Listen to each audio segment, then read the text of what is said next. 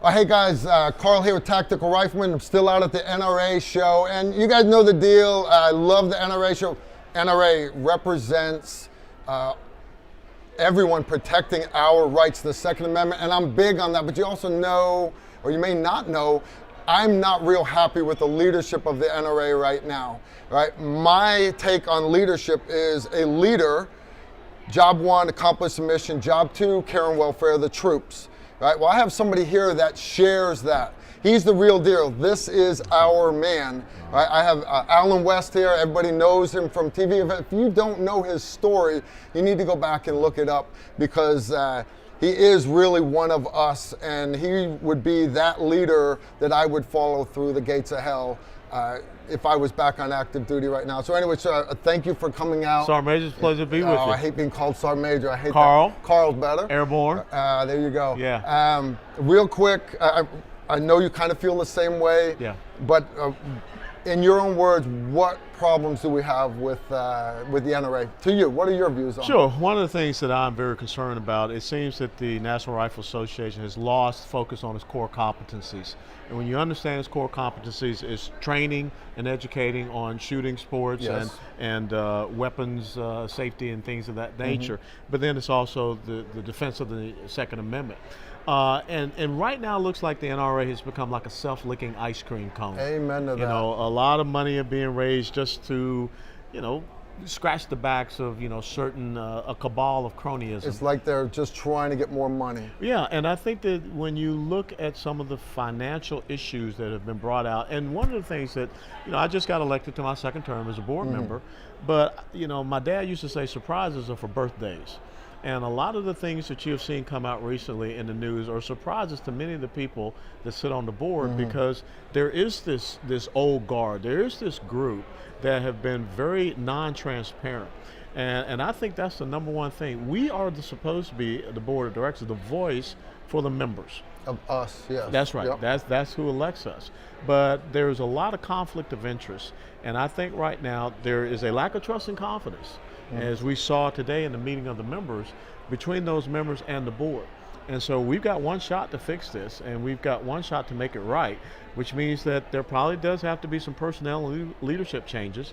There also definitely has to be organizational reforms. Amen. Drain the swamp is probably a coarser way that I would word it. We're on the same sheet of music. Now, my next question for you is, what can my viewers, what can we do to help you accomplish that? Well, the most important thing is we should be responsive to those voices. And those viewers out there need to, contact us and say, okay, Monday's coming up. This is what we expect to see. This is what we want to see. Because there's a big fight. And that fight is for liberty. It's for freedom. It's for us to be able to pursue our happiness. When I think about just, a few years ago, June of 2012, when Hugo Chavez came to power in Venezuela, one of the first things he did, very first thing, ban private gun ownership. Amen. And what are you hearing people talk about? Kamala Harris this past week in a CNN town hall. If I become president, first thing, executive order. So an executive order to undermine the rule of law, our Bill of Rights, and the second of which is the right to keep and bear arms that shall not be infringed. And we look at the fight that is happening state to state to state. We see states now that are, violating that rule of law. And so we need to have an organization that can go on the offense. But we need to have an organization whose house is clean first, so that we can go on the offense against the Michael Bloombergs, Cuomo and whomever. And I really got to tell you, I think we need to unincorporate in New York and get out of New York. Yeah, exactly. move down to Georgia. Where I was born and raised in Tennessee. I was somewhere. thinking Texas. I'm kind of partial to Texas, but well, Georgia will work. But the problem in Texas, think about it. We have representatives in Texas that can't even pass constitutional carry. True. In Texas. True. We're sitting in Indiana. Guess what they have? Open carry in Indiana. I know. Tells you something. Too many people leaving California because of the problems, but they're bringing those same. They're bringing, and I call it the Lot effect. Because if you remember when Lot and his family was leaving Sodom and Gomorrah, I told them one thing: don't look back. Don't look back. And there are too many people that are leaving these failed states, failed blue states, progressive socialist states, California, Illinois, New York, New Jersey. They're coming into red states, and they're flipping them. They're bringing their ideology, which is known to be a failure. I'm right there with you without a doubt. So hey, all right, you're pissed off. Instead of just saying you're pissed off, let's do something. Let's back him. Let's help him have that voice. So when he goes back to the rest of the board here, hey, we can make a difference. So you got anything else you want to add, sir?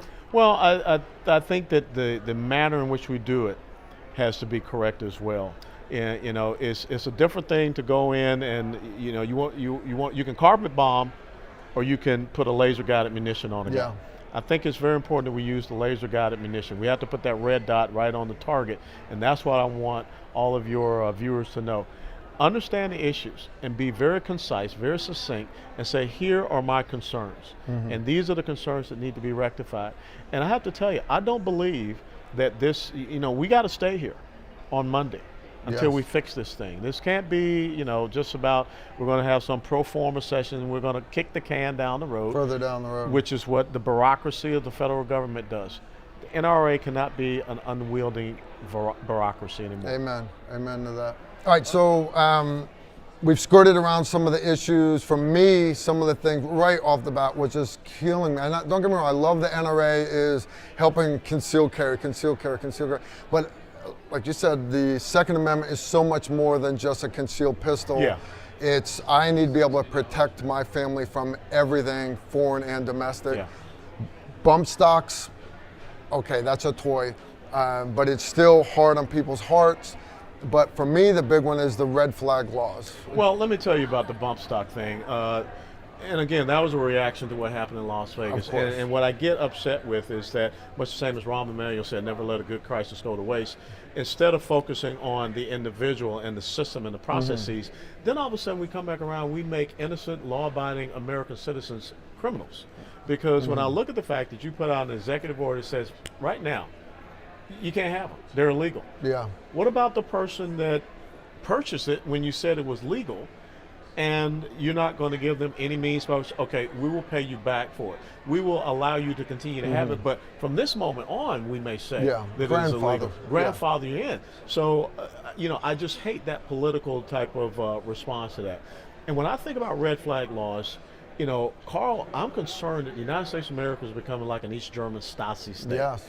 Okay, when you think about the fact that someone took a political document before a secret judge and a secret court called the FISA court, and all of a sudden innocent Americans were able to be surveilled upon, you know, how is it that a person can have someone that they don't know go to the police, make a complaint against them, the police goes to a secret judge, gets a warrant order, comes in, confiscates an individual's weapons, violating their Second Amendment right and their Fourth Amendment right, and then all of a sudden this person is guilty and has to try to prove their innocence, and then also have to try to get their property back. I have a big problem with red flag laws because, again, it opens up Pandora's box, and this seems more like a communist, you know, secret state. Yeah, you shouldn't have to fear your neighbors turning you into law enforcement. No. And if you hurt their feelings or you get in an argument, now you have to fear that they're going to lie, and they're not getting in trouble for lying. And it's a complete violation of your due process. Crazy. Complete violation of due process, and you never get the opportunity to face your accuser. Nope. Guilty till proven innocent. So how is that part of this constitutional republic? How can that be in concert with the rule of law that we have here? And I think the third thing we really have to work on is this reciprocity. Yes. You know, if I'm squared away in Texas, guess what? The Second Amendment says keep and bear arms. It doesn't say just in Texas. Exactly. It's a part of our Constitution. It's part of our rule of law. So how do we allow states, Delaware, Connecticut, New York, California, to all of a sudden infringe upon something that is part of our Constitution? So I think that we need to get that right balance as well. That one, I honestly believe we'll get that one. I do. But unfortunately... It's not going to happen with the House under Nancy Pelosi. Not now, of course. But I believe with the slow advances, chipping away that the NRA is doing, we've done such great work. I believe we'll get that one. I do. Honestly, I see the red flag laws a hard fight, and I just pray that the leadership of the NRA will, they're going to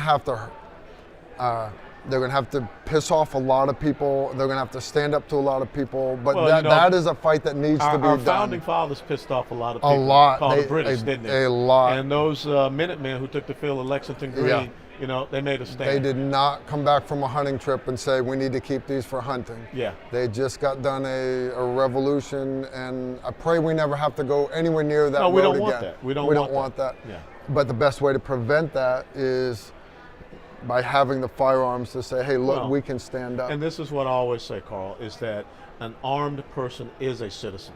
Yes. An unarmed person is a subject. And that is why, you know, our founding fathers understood the action that those Minutemen took in 1775 on April the 19th, because they said, you're not going to disarm us. Because if you're disarming us, we have no chance of liberty and freedom. Amen. And when our founding fathers put the Second Amendment after those First Amendment rights, they understood you cannot petition your government for redress of grievances if you cannot be able to defend yourself. Exactly. Awesome. Anything else? I think I'm good. Square. I think we're on the drop we zone. are. I want to get this out to you guys fast, so we're going to go cut and paste, tape together. We're going to get this out to y'all on the internet, and hey, you can just watch more videos, or y'all can get out there and get the voice out, share, get other people talking, get your voices heard, so we can actually make a difference here over the next couple of days. You're not just watching it on TV and the internet. This needs to happen. It's important. Don't care about you sending in checks. Make a difference. Have your voices heard. Get out there. Let's do this.